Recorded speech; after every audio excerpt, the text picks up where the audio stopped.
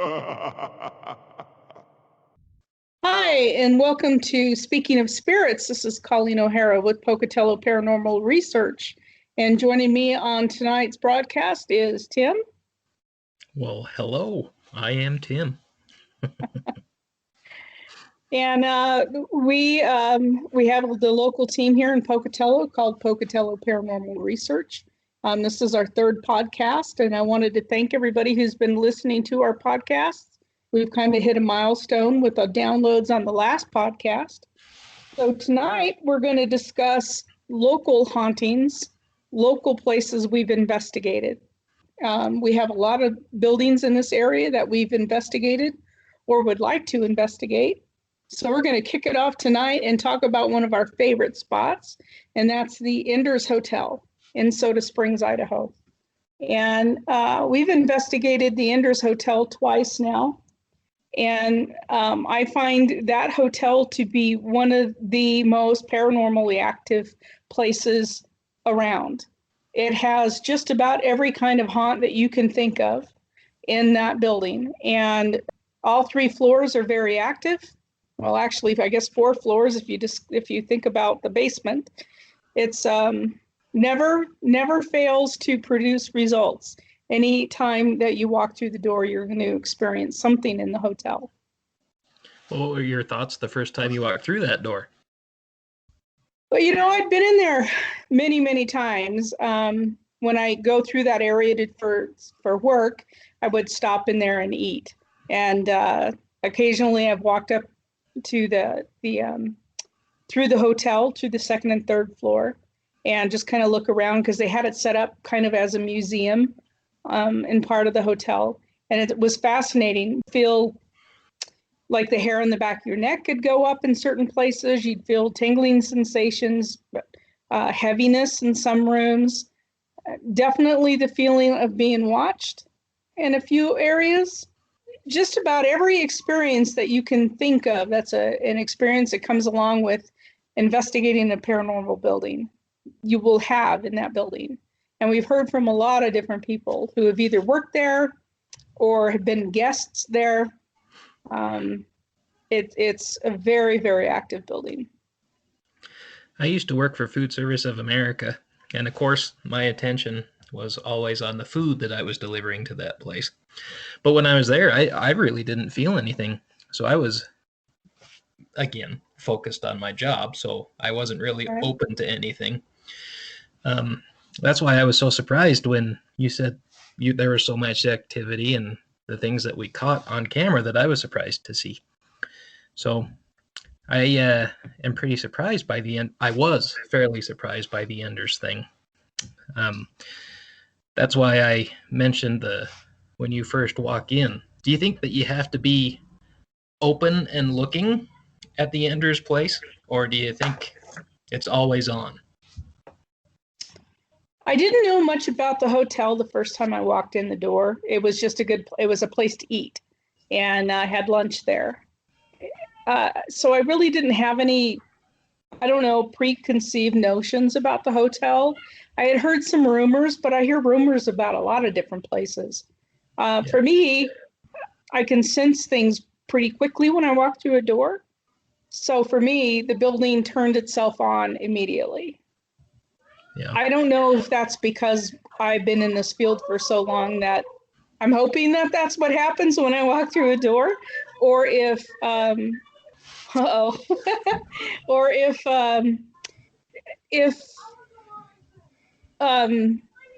maybe there's some preconceived notions from what people have told me. I don't know. But we did catch some really amazing evidence in that hotel on our first investigation. And our second investigation, it was I think even better. Of course, the first investigation, when we walked in the door, we had the mayor of Soda Springs and a city council member and a few other people from the community that were going to work and stay with us. If people are hearing the noise in the background, remember we're all teleworking right now. So there's kids in the background at Tim's house. Yes, sorry. It's okay. And one of them's amped up. He's getting his tonsils out tomorrow. Uh-oh. Oh no, Yeah, little dude. poor guy. So anyway, getting back to the hotel, we had several members of the community who worked with us that night. And almost immediately when we started setting up the equipment started hitting. The K2 meter was hitting, the EMF meter was hitting, everything was going off. The static detector, it was active, super active from the moment we walked in the door.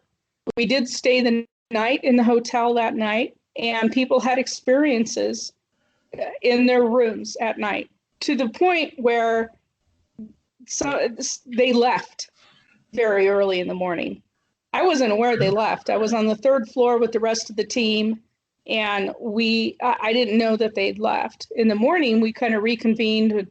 I guess it was about 6:30 in the morning downstairs, and the mayor had told us, "Did you know that all the ladies left because things had happened to them in their room?"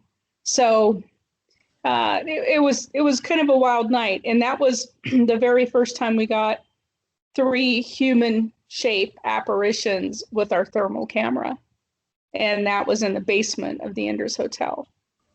Yeah, I remember that shot. Yeah, so great hotel. It is open again. It was closed for quite a while. It is open again. I would recommend, if you're in the area of Soda Springs, go have lunch, book a room. We're waiting on the mayor to give us the nod to release the second video. The second video for the Enders, we worked with the police chief and his wife that night, and we had a wild night.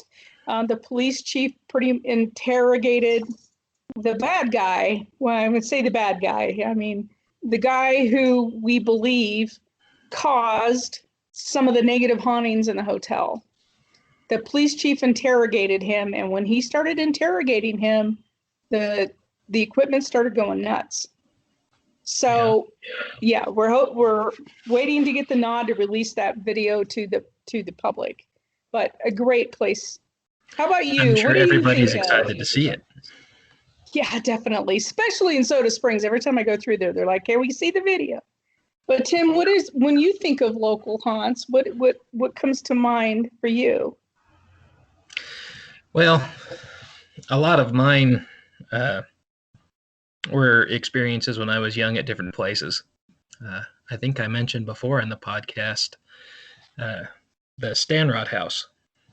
And Oh yeah. whenever I think of a haunting, I think of that because it was my first experience. I was really, really young. Well, really young, probably 9. And it was back when the Stanrod House was still a museum. So there was I forget what they call it, caretakers, I guess, a little family that lived there. And they had a baby. And the baby was asleep, and they needed to run to the store. And they asked me just to sit in the Stanrod House to make sure the baby was okay. And I said, well, sure, because I really loved that house. And I was sitting it was in the corner, and it was a red velvet chair just in the corner. And I sat down, and I was enjoying myself. And the Stanrod House has hardwood floors. And when hardwood floors are walked on, they make it's walking boot noise on hardwood floor. Yeah. And I had that walking noise all the way from the door to the tip of my chair. And it was a conundrum because I would have liked to run away, but I was in charge of the baby. So I sat there, and as soon as they got home, I was out of there. Was that your first paranormal experience, Tim, that you remember? Yep. Wow. First one that I recall. And I lived, it's now the Shady Lady in Pocatello. It's a lamp store. So I lived in that house. And so the parking lot in that alleyway is where I rode bikes and grew up. And whenever I have an association with, I don't know, that spider feeling, if you will, spiders crawling all over you, I immediately think of the Stanrod House very first. Yeah, it's interesting. Now, if I recall, when I was in the Shady Lady the last time, they said that they own the Stanrod House. They just sold it. And they just sold it, right? Yeah. Mm-hmm. Yeah. Yeah. Yeah. So they they bought the Shady Lady and then the Stanrod House, and I kick myself. There was a small chance that I could have bought it, and I Oh should boy, have, but I you didn't. should have. I Think of should. the paranormal experiences we could have had there and the experiments we could have set up. Yeah. I know, So my fault. if the new owner of the Stanrod House happens to listen to our podcast, please give us a call. We're on Facebook. Our phone number is out there. Give us a call so we can get into that house. Absolutely. Well, I Yeah, was and it's a searching beautiful social media, architecture. and she's the new owner is doing a whole lot of stuff to it. They're putting a new roof and making it really nice again. So Nice. if there's ever a time, it would be now. You bet. You bet. While things are going to be kind of amped up if they're working on it. Yep. So one of the other places that we investigated in was last summer was Tough Guy Lanes. Yes. Now, that was an interesting investigation. I loved it. That was actually the first one I went on with you. That's true. That's true. You know, so we had some guest investigators that night with us. We had a newspaper reporter with us. We did a local contest and we had a couple of people join us for the investigation. We had a gentleman working with us who works with the team out of Arizona a lot. And it was an interesting investigation because the gentleman from Arizona, he introduced us to some new equipment that he uses, and that was kind of fascinating. But what I thought was really wild was I had a group of, let's see, I think I had the newspaper reporter and like 5 ladies in this group, and we were right outside the bar, and we were just trying to unpack the equipment and talk through some of the equipment and describe what the equipment was. When one piece of equipment, and I think it was a K2 meter, there's a shelf behind the lanes. There's a shelf, and I guess you could set your drinks there or whatnot. And the K2 meter went flying off the shelf and into a trash can. And of course, we didn't have our equipment set up. So none of our equipment caught that wonderful thing. I was just like, oh, are you kidding me? You can't do this in 30 minutes when we have a camera down this. So. Well, we caught a lot of good stuff there. Anybody listening, we have it posted on YouTube. And we caught some amazing things. My favorite thing that happened there, we were reviewing some tape, just kind of in the moment there. And we were next to the table with the TVs. And I can't remember her name, but it was one of the guest investigators. She was standing there and she said she thought she felt something. And so we were watching, and she kind of had her hand out, and all we saw was her freak out and take off. But when we reviewed the camera, we had the camera right on her. And you see this thing that's fairly large go all the way down and through her hand, and it gets smaller and smaller until it disappears at the bottom. And so it is extremely hard for me to debunk that one. You can't say a bug would just disappear, and it's all right there in frame. I think it's she even shook her hand. She shook her hand when she jumped back and ran back. She took her hand right when it got to her hand. She shook it and took it back, and that's when you saw it go smaller and disappear. Yeah. It was really cool. That was one of my favorite pieces of evidence so far, anyway. Yeah, that was a good one. I enjoyed that investigation, and Tough Guy Lanes, we'd come in anytime you want us back. We're willing, and we have even more equipment now, and we're always buying more stuff. So we would love for you to set us back up with that. Yeah, the basement was pretty cool there too. And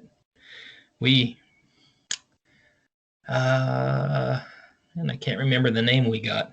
I thought I remembered earlier, but he seemed to be really active in the basement. And I thought we found out it was one of the former owners. Honestly, I don't remember. We caught so much stuff in that building, though. It was pretty active. And we had a pretty good growl in there too. Remember the growl? So Yeah. yeah, Definitely anybody listening, go watch it on YouTube. It's pretty cool. yeah. Watch that video. Let us know. Give us a comment. I like the video. It came out pretty good. One of the ones that we did. So, I've been investigating in paranormal pretty much all my life. um, and seriously for about 23 years now. But so and made this team right after I moved here. I worked with another team and didn't like what I was seeing and decided to make this team here. And so one of the first investigations that we had after Pocatello Paranormal became a team was the Veterans Memorial Building. And I've actually been in there 3 times doing an investigation, twice on our own, and one time with a film crew from Utah that came in. And that place, talking to the different people that go in there frequently, right? A lot of different veterans and cleaning staff and people like that. The building is very active, and when you walk into the main floor from the back towards the river is a dining room and a bar and a kitchen area, and they have a lot of different social events there, and pancake breakfasts and steak night and stuff like that. Well, there used to be a lot of pool tables set up in that area, and they have since been taken away. It's just tables and chairs, like long tables and chairs. And we caught a pool game on our audio in that area that I thought was really cool. Yeah. And in 2 different investigations, we asked how many spirits inhabit the building, and twice they said 87. Wow. And yeah, that was pretty cool. Now you got to remember that upstairs there's different sitting rooms, and they have, and in the the dance floor area, there's a lot of memorabilia and a lot of uniforms and flags from different wars, and there's an attachment. Veterans have an attachment to their stuff that's on display in there. And it doesn't surprise me that a veteran would be very attached to maybe the sword he wore, or maybe the rifle that she had in a so all of this stuff is out in the building for display. So it doesn't surprise me that people are staying with their items. So the Veterans Memorial Building is definitely high on my list as one of our local haunts. Beautiful building. I'm embarrassed to say I've never been in there. Oh, well, it's worth a shot. They do community steak events and different community breakfasts and stuff like that. It's worth going through there and seeing the building. It's very well maintained, very well. Another one that we did kind of soon after we became a team was Portland Valley Brewery, or Portland Valley Brewing. And that place had an interesting past. So Penny, a lady named Penny used to own this building a long time, for quite a number of years. And when she renovated it to make it the brewery and restaurant, she told me prior to the investigation, she said we had numerous contractors that were working in there to renovate it who would leave their tools and call her and say, we're not going back. Because whatever was in there had frightened them so badly, they wouldn't come back. And she said being downstairs, so there's 3 stories to it. There's a basement, there's the main floor with the bar, and then there's the upstairs where they have music and bar set up in a bathroom. And she said that she would be on the main floor and she could hear what sounded like oak barrels being rolled in the upstairs. But she'd go up there and nothing would be there. It would just be whatever, tables and chairs and the dance floor. That there would be nothing to suggest there was oak barrels. She did some research on the building, and she said years and years and years ago, it used to be a bar. So maybe it was the oak barrels from the whiskey and the things like that they had stored in wine. And so that was kind of interesting. We had a newspaper reporter with us on that investigation. The main floor was not active for us at all during that investigation. The basement had some activity, but when we got up to that second floor, it lit up like a Christmas tree, and we had all kinds of stuff going on up there. We caught shadows on the brick wall. The camera was at a position where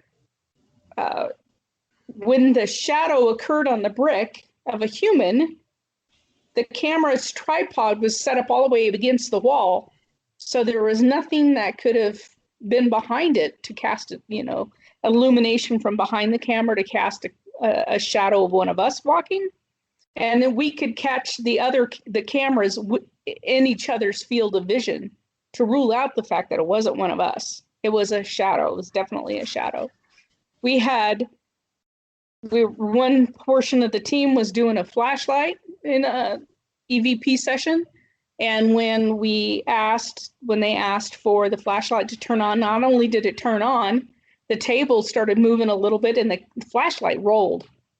And not once, but twice did that happen. But the main thing that happened during that investigation was the bathroom. We had a young lady who was a member of the team at that time, and she was a really strong medium. She had gone into the bathroom to use the facilities, and it's like two doors to get into where the stall is. There's the main door that goes into like where a mirror would be in a counter, and then there's the bathroom section. You go through another door, and there's the toilet. She got locked in there, and then she was being physically hurt in there. Whatever was in there with her was scratching her, pinching her. I mean, it was going nuts, and she couldn't get the door open. She could not get that door open, and it's like a hook, with an eyelet that's the kind of lock. It wasn't a fancy lock. That it's unlocked, the door would not open. So at that time, we had a Marine on our team, and boy, did he turn into a Marine. He went barging through that door, and he grabbed that door. I thought it was going to come right off its hinge. And he went in there to rescue her. And then he sat in there and he said, "Bring it on. You think you're so big and tough? You think you're going to hurt somebody? You hurt me." And when he started yelling at whatever entity was in that bathroom, there was about the whole team. There must have been 11 of us at night on the outside of the first door watching this action, right? Phil's in where the stall is, and he's yelling and screaming at this thing. And I'm standing next to this newspaper reporter, and there's a table in between us, a small table. And I'm watching the reporter's hand to make sure he's not moving this table, because the table between us is moving, but he's not touching the table. And the table is starting to kind of slide around a little bit. And he looks at me, and I looked at him, and I looked down to make sure his hand's not on it. And he looked at me watching him, and he's like, "I'm not touching it." Well, when this thing came out of the bathroom, it came out of the bathroom with such force that when it came through us, it kind of blew us all backwards, a little bit. And all of us became immediately ill. Everybody was sick to their stomach. I mean, it was immediate. And the reporter left, and I didn't hear from him for 2 years. 2 years before he called me back. And I felt so bad because I could have talked him through that, but he said it put him into a real state of depression to the point where he couldn't write for a couple of years. And I wish he would have contacted us, because I think we could have helped him analyze what happened and talk him through that. But it did affect every single one of us as it came through us all. And then the building went quiet, and it was done for the night. And so, but it was interesting. I was amazed when I first heard this story, because I think it was probably 4 years ago now. My wife's a school teacher, and they had a faculty Christmas party on the second level. of the Portneuf Oh yeah. Valley Yeah. Brewery. And uh, uh, the table we were at was right next to the bathrooms. And I was just sitting there. And usually well, I'm not the most exuberant person in the entire world, but usually I follow along in conversations and politely reply. And I was in a mood up there. It was bad. And Interesting. whilst I was sitting there, we were sitting at a table and my glass moved. And I was the only one at the table. It was an interesting time. And so when I first heard the story that you just told us, I thought back to the Portneuf Valley Brewery then, and it's amazing how many synchronicities there were to my experience with the Portneuf Valley Brewery. And I wasn't investigating. I was just there partaking. Right. Well, that's interesting. So people listening to this, I hope that you go in there and you, head upstairs and have a drink and order some food and sit there and see what you feel. The upstairs is definitely the most haunted portion of the building. Definitely. Yeah. I agree. But all of those buildings on, I think it's First Street, it's amazing when you walk in the different personalities that the buildings have. Yeah. I was looking across the street at maybe there's a big warehouse there. And I've always thought it was a beautiful building, and it was up for sale this last year. And so I called to go look at it to see if it was something I could do, and it needed more work than I could give it. But when I was looking, it was amazing because it was two different buildings. There was kind of the warehouse section, and then a big building with like 4 levels. Mm-hmm. And you could totally feel the difference of the personality of the warehouse to the old 4-level building. It's interesting. I think any of those buildings on First Street would be pretty good.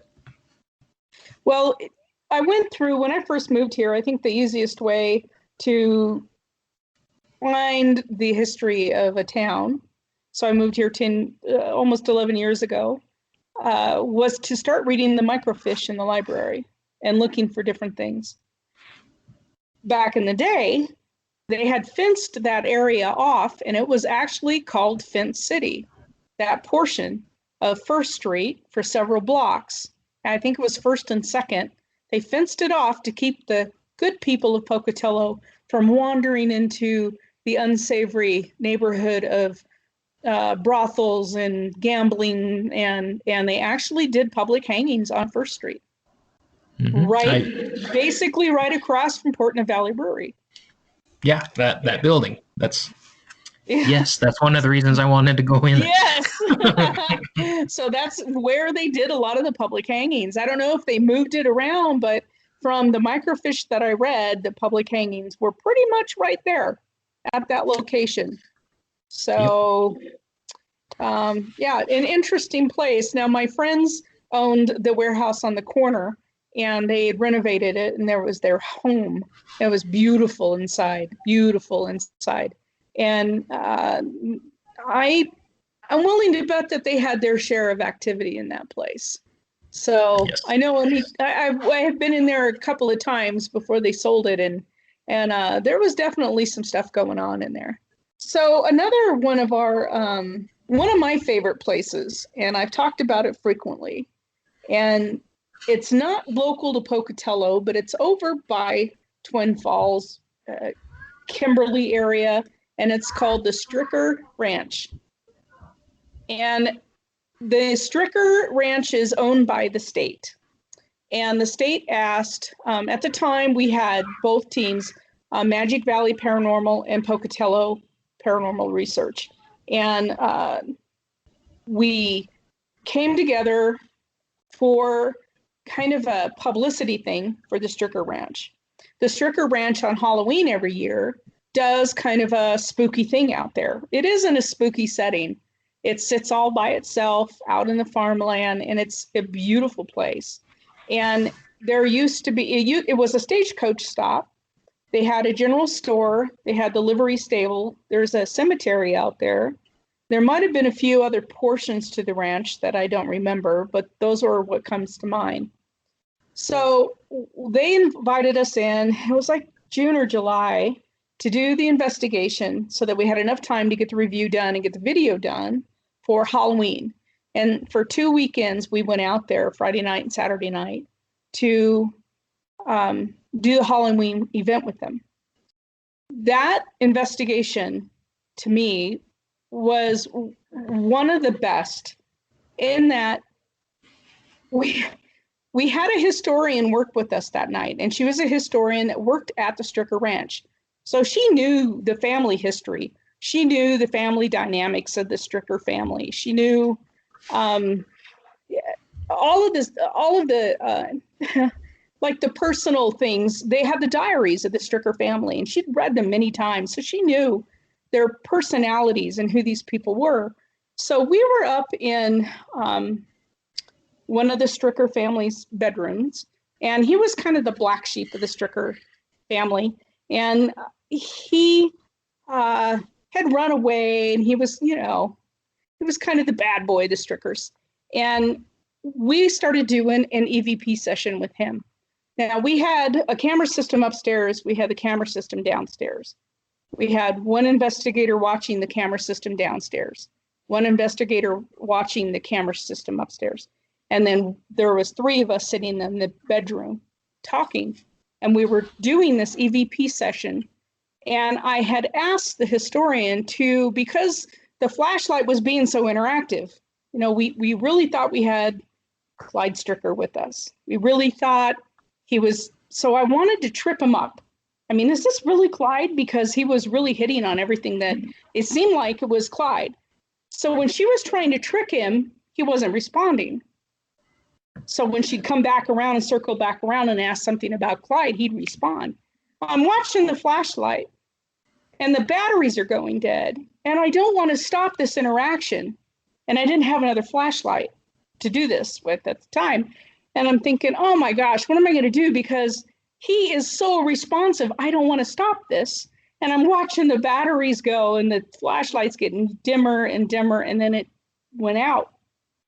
And, doing investigations, we walk in the door with fresh batteries. And if you're getting a lot of activity, your batteries are dead instantly. And so I'm sitting there going, oh, man, I don't want to lose Clyde. He's been with us for like 30 minutes talking to us. It's been fascinating. And all of a sudden, we hear something like the flashlight won't go on or the flashlight won't turn on. And all of us heard it. And I went, Jerry, he was investigating with us that night. He goes, I'm like, did you hear that? He goes, yes, I did. And downstairs, the investigator, Bob, he heard it. I said, Bob, was that you? He goes, no, I thought it was you guys. So we caught this disembodied voice of Clyde being frustrated because he couldn't work the flashlight anymore. It was fascinating. It was absolutely fascinating. That's fantastic. We caught it on like 4 different recorders that night. It was amazing. But there was so much other stuff that happened.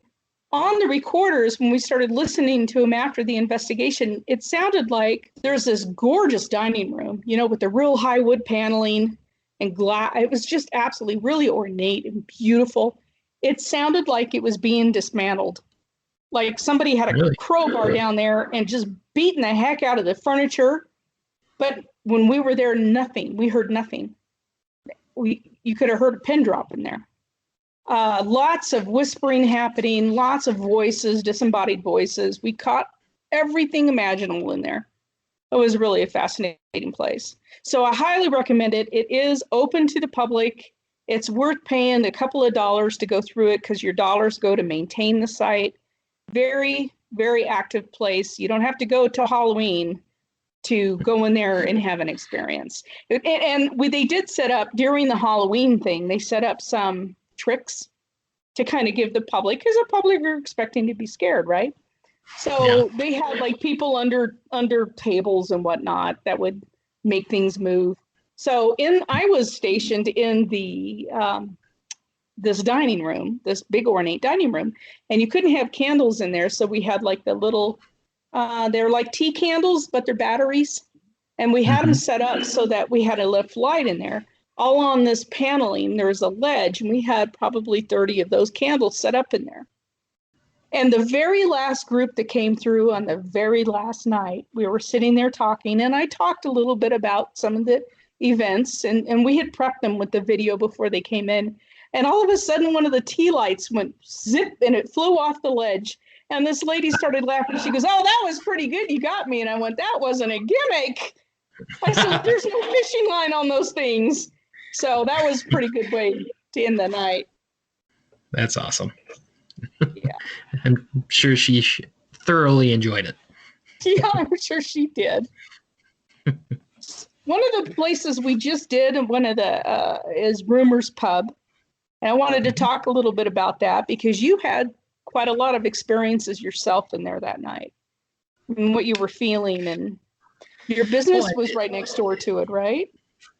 Yeah, I owned and operated the Sears hometown in Pocatello for a little while, and it was right next to it, literally kind of part of it.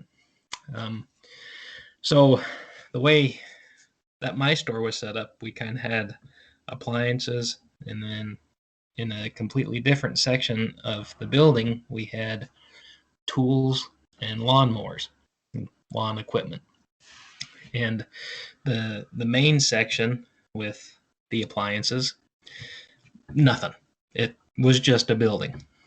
But the section that had the tools and the lawnmowers, crazy things happened, at least weekly. And so I was very familiar with the feeling of that individual, and he was definitely over there in the rumors section too. And I have my own thoughts about who it is. I feel that he was part of the person who owned the printer press that was there when the building was first there. And it was kind of his baby putting it together. And he would always mess with paper. Always.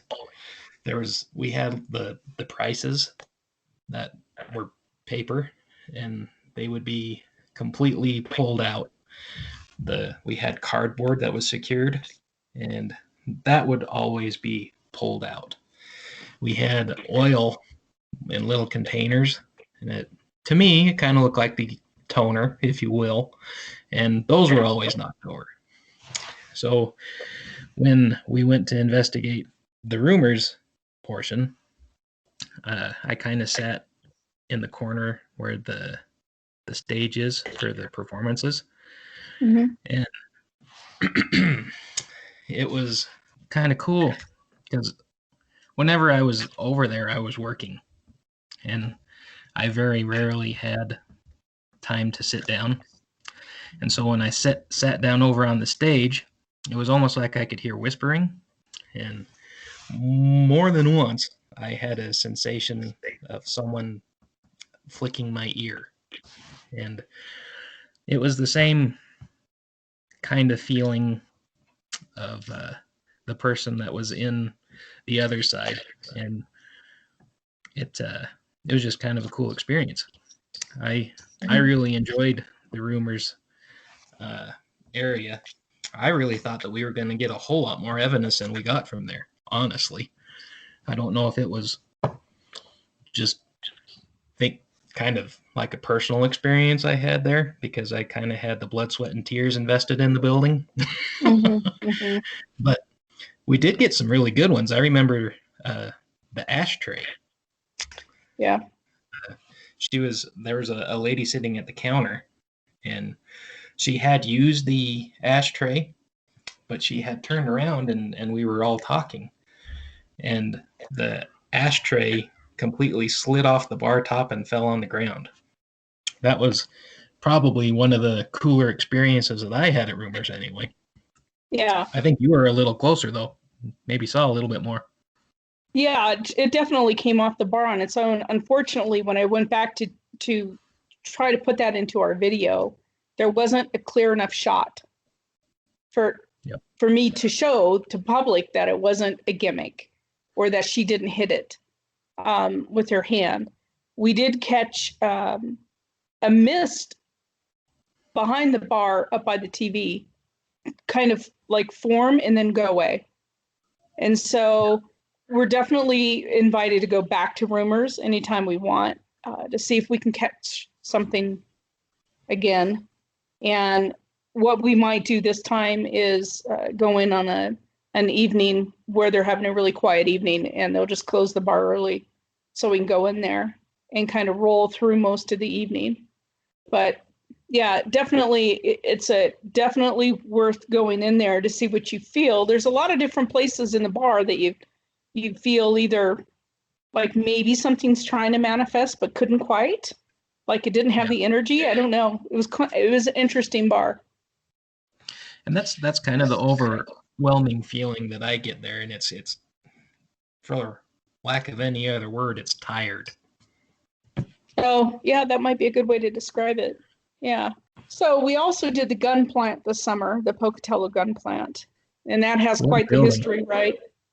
Yeah. So historically, if you look up the gun plant, there's a lot on the online about its. It made the weaponry and armament for the large guns on ships for our military, and huge, phenomenally huge building. When you're in that thing and the lights are off, it's cavernous. You can't, I mean, it's just enormous. These buildings are enormous inside. Mm-hmm. And they have a lot of activity in the main gun plant. So they do indeed. Yes. So we went in there, and the first day that we went in there, we went in during the day. And although I think we felt things, it was more during the evening investigation. I think where it kind of maybe, you know, a lot of people ask, why do you investigate at night? For me, it's simple because it's quieter. You have less traffic, less noise. I think our senses are heightened when it's dark, right? I mean, it goes back to the caveman era of we're listening for the predators to come get us. So everything about us it's heightened at night, but it doesn't mean that activity is not happening during the day. It's right. So activity is going to be there day and night. The gun plant had a completely different feel at night as it did during the day, but there was activity during the day. So well, I think it boils down to what we first talked about when I was working for Food Service of America, and that was just a building, and I was really working. I think a lot of it is focus. If you're open to things and are actually looking, you'll see it no matter what time of day it is. But I think that you're absolutely right. At night, there's less things that can catch our attention because it's dark. Mm-hmm. Yeah, it was a little unnerving when we finally turned off all of the security lights, because they have the bank of security lights that stay on all the time. And when all of those went off, it was literally so dark in there you couldn't see your feet. It was just dark. It was crazy dark in there. And one of the things that we had to be kind of wary of while we worked in there is they have these two rooms where all of the electricity comes in they produce a lot of energy. And even getting near them, I was a little queasy because the energy is so off the charts coming out of those rooms. I could walk in the big generator room, and I could only be in there for a little while. It was overwhelming for me. Mm-hmm. And it was almost the same sensation you get when you have that spirit situation, that spidery, crawly feeling that I don't have a name for. It was almost that same feeling in there, except it was completely overwhelming. It was crazy. Yeah. So we haven't just started going through all of that, so that the videos for those won't be coming for several months. Honestly, there was so much to review. There's so much to review, and the team doesn't have all of the cameras yet to review because we were in there twice, And that's just a lot of footage with 3 different camera systems. And so there's a bananas amount of stuff to review for that investigation, but we'll have that out sometime next year for people to look at. I'm excited to see it. I had a couple things happen to me there that I'll never forget. I was over on the other side of that huge kiln that they had, and I heard a guy yelling like he was falling in that back corner. It was a crazy experience for me. I think Bob was with me, and he heard maybe. it too. I think that on the second investigation, we put up some cameras to film that specific area to see if we can catch anything. And there were some experiences back there, definitely. So, definitely a good spot. You know, we have the urban legends around here. We have the tunnel by Century High School where people say your car will get me pushed uphill. Okay. We have the park downtown by the post office, and I forget the name of that park, but a lot of people think that there's a little girl that swings down there. I've actually had the police department ask me about that. I've sat out there numerous times. I've never seen the swings go by anything other than wind. That's not to say if there's a haunting, I just haven't seen it. And also Philbin Road. There's allegedly a lady on Philbin Road that wanders the road in a long dress, and she has been seen. I've had a couple of people tell me this. One was my old insurance agent. He stopped to give her a ride, middle of the winter, freezing. He thought, my gosh, this lady's got to be, in dire straits. And then when he stopped to give her a ride, she wasn't there. So we do have a lot of different places around here that have that. We have allegedly the water babies down in the river bottoms, and the river bottoms, for people who don't know, it's a local area on the Indian reservation out here where there's supposedly the cries can be heard from babies that were down there that had drowned. So lots of different things like that. I know with the Indian reservation out there, we have also a lot of Indian lore, for lack of a better term. There's the Green Man on Mount Putnam, who's been seen by people I know and I trust. I've never run across this thing, but I know 4 people who have had personal experiences with him.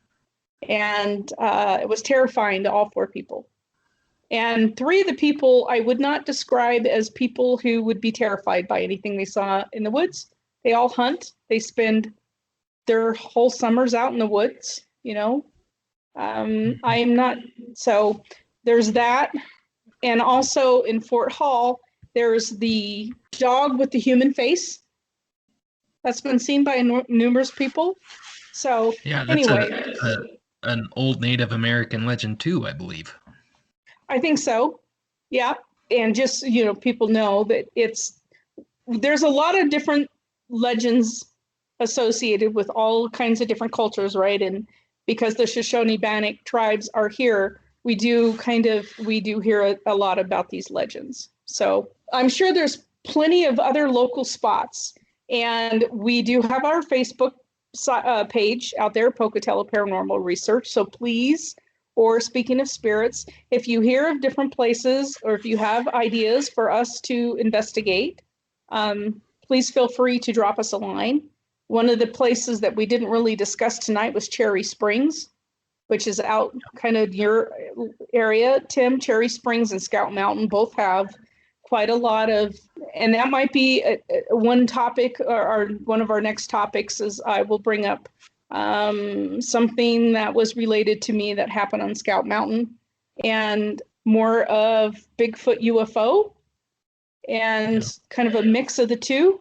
So there's a lot of different stuff going on out there. Cherry Springs locally is a lot of people have had experiences in Cherry Springs, but they can't pin what it is. I mean, is it a human haunting, Native American? What is it? They never really be able to seem to pin it. A lot of energy down there. it's been my understanding that it's a lot to do with the water. Uh, so the Cherry Springs Spigot is what my grandma always called it. It's when you turn left to get up to Scout Mountain. That's where the spring exits. And as far as I know, no one knows where the water comes from. It hasn't been traced. Mm. Someone could definitely prove me wrong on that. But my grandma uh, always loved going up there and getting the water because it was so fresh and clean and it gave her energy, is what she said. So Interesting. I think it might have a lot to do with the water itself. Good. Definitely. I know we have a lot of geothermal properties, a lot of geothermal activity out here. So you never know. You never know. Well, that's our show for tonight. We really enjoyed discussing these local haunts with you. Again, if you have any ideas of other local places or urban legends that you've heard about Pocatello and the surrounding area, drop us a line on Facebook or our website. We'd love to hear from you. So, Tim, unless there's anything else, I guess we'll call it a wrap. Sounds exciting to me.